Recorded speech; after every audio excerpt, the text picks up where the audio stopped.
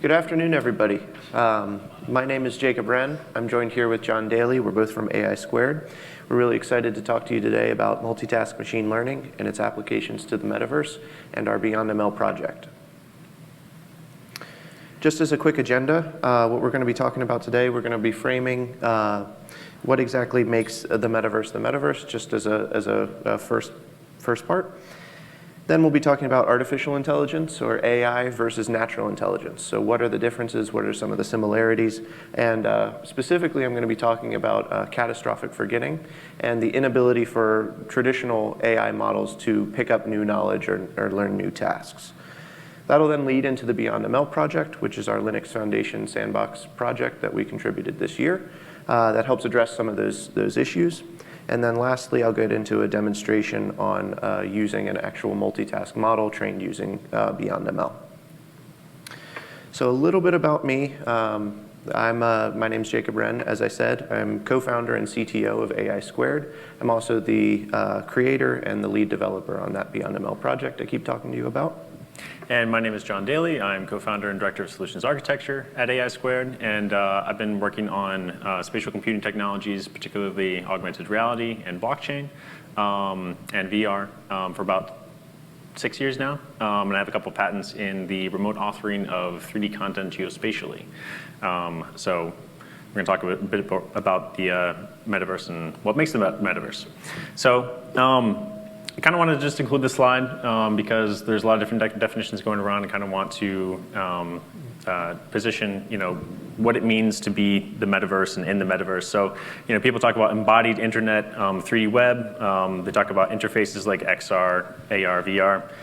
But multiple people at this conference have also talked about the incorporation of crypto and NFTs and what it means to have transactions in the metaverse. And there's been competing terms as well, including spatial web, immersive web, things like that. But the common thread across all of these concepts and definitions is an increase in immersion.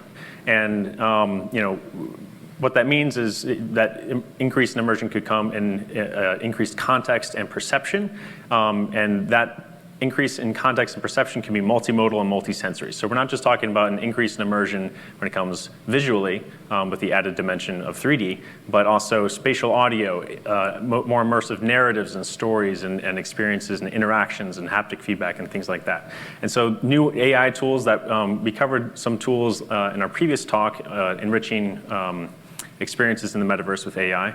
And we're going to narrow down on one in particular, which is multitask neural nets.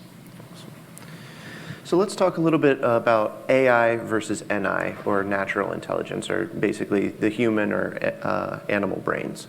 So current AI models are what's called narrow. Narrow AI is only good at one task or a very few select tasks, but it's unable to learn new tasks. So let's contrast that with a human, right? If you know one language, you can learn another language and not forget that previous language that you learned before. AI models, neural networks in particular, suffer from what's called catastrophic forgetting. So let's say you train a model to identify a cat or a dog in an image. Then you say, okay, I want it to also now train on identifying a lizard or a ferret, right? Should use a lot of the same information, it should be able to do both of those. Traditionally, what happens is if you train on that next task, it'll basically forget everything it learned about cats and dogs, and everything that it knows now is ferrets and lizards. Obviously, natural intelligence is different. You can teach a child who's seeing an elephant for the first time, hey, that's an elephant. Then they'll start to identify, okay, that's an elephant. I'm understanding that. I'm also understanding what I've learned before. Also, as a human being, you can use previously learned knowledge to help you learn new tasks. So let's say I know how to ride a bike. I can use some of that knowledge to learn how to ride a jet ski faster than if I didn't know how to ride a bike, for example. So how do we bridge some of those gaps? How do we kind of make AI more like humans or like natural intelligence? So the image on the right of the screen here, it's not my image. It was published by Jan LeCun earlier this year, who's the head of Meta's AI research group. But basically what he's getting at here is a traditional model, in order to act more like a human brain or act more like a human, is going to have different regions within it. It's going to have a region for perception. It's going to have, kind of stored information about how the world is in that world model, and then figure out what it needs to do in order to make a prediction. What type of prediction are we looking at? Those types of things. So this leads nicely into our BeyondML project. So BeyondML, we've created that and we've released it under the Linux Foundation earlier this year. It's fundamentally an open source framework for developing sparse, lightweight, multitask neural networks. And that's a lot of information there. That's pretty dense. We'll get into what all of those mean later. I have links here for our GitHub and our PyPy pages as well, if anybody's interested there. What we're really excited about, however, with BeyondML is we've plugged into some of the existing neural network libraries. So we're compatible with TensorFlow, and specifically the Keras API with TensorFlow, which is Google's neural network library, and also PyTorch. And if anybody here has been following, PyTorch was recently donated to the Linux Foundation as well. It's a Linux Foundation project as of, I think it was last month. So very, very excited to start working with them and using BeyondML with them as well. So how did we come up with this project? What exactly did we start with? So I am more classically trained in mathematics and AI, so I come at it from that side. And what we were interested in is addressing some of those problems with catastrophic forgetting. So seeing if a model could learn multiple tasks. And that led us to create the reduction in subnetwork neuroplasticity, or RSN2 algorithm, which is the pruning methodology supported in BeyondML. So if anybody is familiar with how neural nets work with artificial neural networks, they're similar to the way the brain works. They're obviously very different as well, because it's basically a big ball of calculus. But at a fundamental level, what happens is you have input data, which is either the pixels of an image, or tabular data, or a bunch of tokens that correspond to text. And what happens there is you have a series of neurons. And each layer of neurons fires, all of those neurons fire based off of the inputs. And then the next layer fires based off of the inputs of those previous neurons. And all those neurons are connected. So the analogy here is, let's say you had your entire brain, your entire biological neural network, and all the time every single neuron was firing, depending on what type of input you were receiving. That's not how the brain works. We've studied the brain. Different subnetworks of neurons react to different inputs. As you're talking, as you're trying to formulate sentences, different regions of the brain are firing compared to when you see something that, let's say you see some food that you like or something like that, your brain fires in different ways. So we tried to kind of replicate some of that process. And we took inspiration from some pruning methodologies that were coming out. So pruning of a neural network is essentially taking existing neurons, existing weights, and trying to find what subset of weights is actually required for that network to work, and setting all of the other ones equal to 0 or eliminating them entirely. So that's essentially taking, okay, now we have everything firing, all of those neurons firing, and going down to 5–10% of those neurons actually firing for that given task. And we looked at some of the literature there. We figured out kind of how to replicate some of that. But we noticed that nobody was asking the next kind of logical question in our minds is, well, we have 10% of the network active. What can we do with that other 90% that we just kind of threw away to the side? And what we did with that is we figured out if we arrange those neurons in a kind of separate way, we can create task-dedicated subnetworks. And basically what that means is kind of how your brain has different lobes. We kind of replicate that structure as well. So we can create task-specific isolated subnetworks that each one only using a small fraction of the network to perform each individual task without meaning more neurons have to be added to the network. So this ultimately leads into a reduction in the model size and the computational requirements to run that model, as well as allows the model to perform multiple tasks. So what are our current research and results? We've found that we've been able to train a single model across multiple data modalities, such as multiple computer vision tasks or image processing tasks. We can also train a model that's learned multiple computer vision tasks. We can also teach it NLP as well, or even on some tabular data, some more traditional machine learning capabilities. We've also found that through the isolation of subnetworks, we can train a model sequentially or in parallel. So sequentially is, here's a bunch of cats and dogs, and we've learned that. And then also, here's a bunch of lizards and ferrets, for example. But parallel is, let's say you're learning all of those tasks at once. So with one eye, you're reading one book. With your other eye, you're browsing the internet. You're also listening to a podcast, and you're learning how to jet ski at the same time.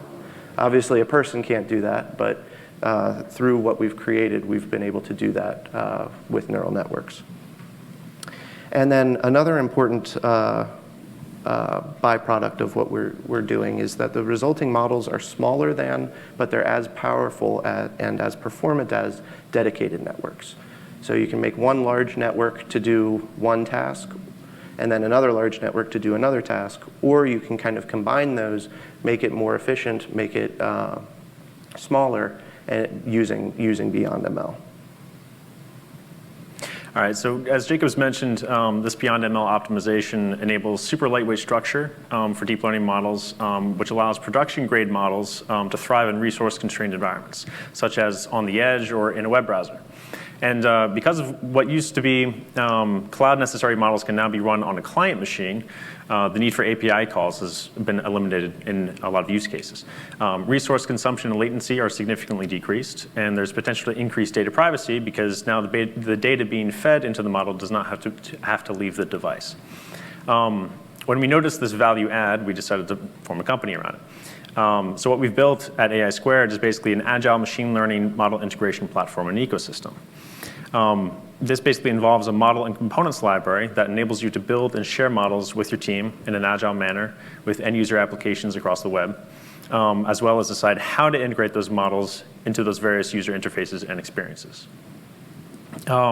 We facilitate A/B testing to this end on models and UI components, and users can provide live feedback on all aspects of the integration, ranging from, for instance, whether or not a model is relevant, actionable, or useful, and whether or not the actual integration of the inference is maybe distracting or helpful.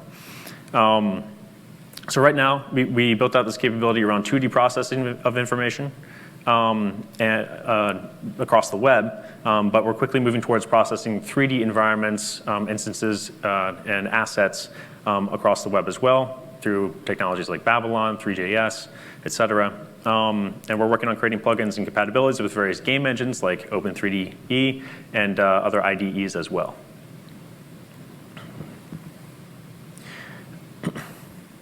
So what does this look like? Basically, how this works is you train your models in the same way you normally would, using, for instance, TensorFlow or PyTorch, and then you apply BeyondML's optimization to those models, and then we have some tools to compile the model with an integration configuration that you can either build on your own, or you can use a templated configuration from our open components library. This forms what we call basically an AIR file, an AI reality file. And this can all be done in your everyday data science workflow using a Jupyter notebook. Next, it's super easy to add these AIR files to our platform, where you can manage the model's integration configuration, associated local and remote endpoints, the scope of the model, which individuals and teams you want to share it with, whether or not to push it to production or keep it in a more experimental stage, and create a version history of it. And once it's added to our platform, everyone that's allowed to see the model and interact with it can see the model deployed when they log into our web extension. Here they can easily start and stop models to augment their workflows with inference and contextual information, whether that be as an analyst, as a researcher, or even as somebody who's doing research in simulated environments. And so this could all look like granular inference applied to content on the web, such as images, text, et cetera. Or it can look like injecting model results in the form of a dashboard or an analytic or a knowledge base within the website that you're currently viewing. So all that information that you need to make insightful decisions are right at your fingertips. All right, so this is all great, but obviously this is a 3D conference. This is a Metaverse conference. So how do we foresee BeyondML being used within the Metaverse as well? So one of the key value propositions of BeyondML is that multiple models can take the place of what would traditionally be a single model, which reduces resource consumption because you don't need to have multiple endpoints available, and also improves speed to deploy multiple capabilities. So instead of deploying 5 models for 5 different tasks, you can combine those all into one model, push them all as a single application. These models are also lightweight, so we can run them on edge devices, such as phones for AR, and even headsets is another area that we're starting to work in. Additionally, existing models can be updated with new tasks. So say you have a model that does a certain number of things. You want to either update a single task that already exists in the model with some new training data. You can do that. You can just update that single task within the model. You can also add an entire new task to that model with new data that you're getting. And then additionally, as we talked about in our previous talk, multimodal processing of the metaverse is going to be extremely, extremely important. The entire world is digital there. So you have unprecedented opportunity to process different input streams. We're getting haptic feedback. We're getting visual feedback. We're getting auditory data. All of those are going to be increasingly important to process to build more powerful AI assistants, AI characters, contextual processing and for heads-up displays, and then world and content generation and some of the other contexts in which AI can be helpful within the metaverse. So at this point, what I'm going to do is I'm actually going to give a live demo of a BeyondML model running. Is that small, too small for everybody to see, or can you guys see it pretty well? Cool. So this is a Jupyter notebook. What I've done, I'm just going to hit run all. It doesn't take too long. But I've already trained a 3-task neural network for what I'm going to display today. So 2 of those tasks are computer vision tasks. One of those is trained off of images of people's faces using the UTK face dataset, which is an open source research dataset. And what I'm going to be doing is classifying a person's age based on like by decade. So between 0 and 10, et cetera. That's going to be task 1. So that's processed kind of over here within the network. The second task is going to be using the Cypher 10 dataset or CIFAR 10 dataset, which is another openly available dataset of classifying different images of different objects such as ships, automobiles, I believe cats and dogs are in there as well, and doing that kind of processing. The third task is going to be completely different. It's going to be a natural language processing task. So what we're going to be doing there is feeding the network instances of news headlines, and then it's going to be classifying those into different categories of news. So here we can see the description. It's a bit truncated, but the description of the model itself, it's about 300 million parameters, so a relatively large model. And all of this is going to be running on my laptop. So all of this is processed directly on this machine. We're going to be predicting on this image right here. So that's task 1. That's the face data set. This one right here, this is an image of a ship. You can see these are relatively low resolution images. This is a ship.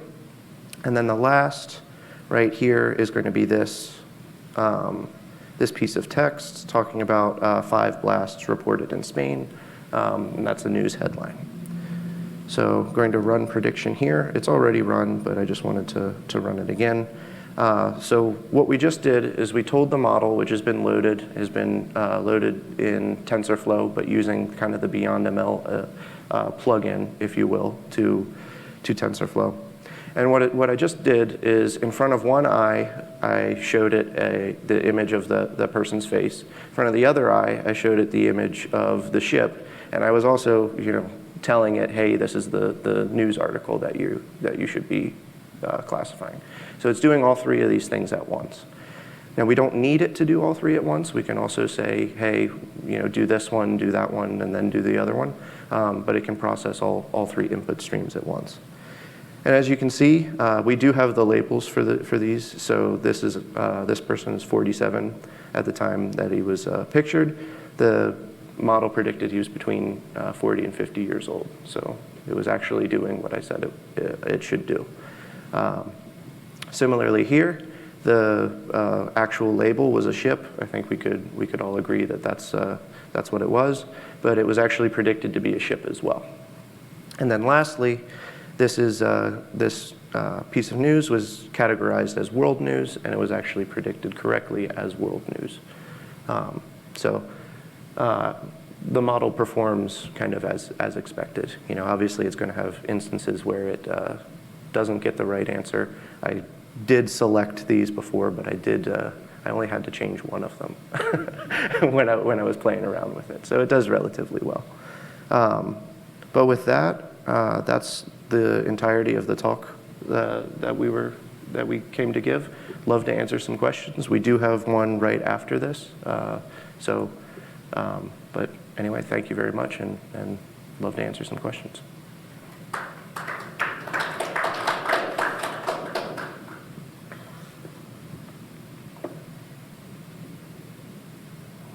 Any thoughts?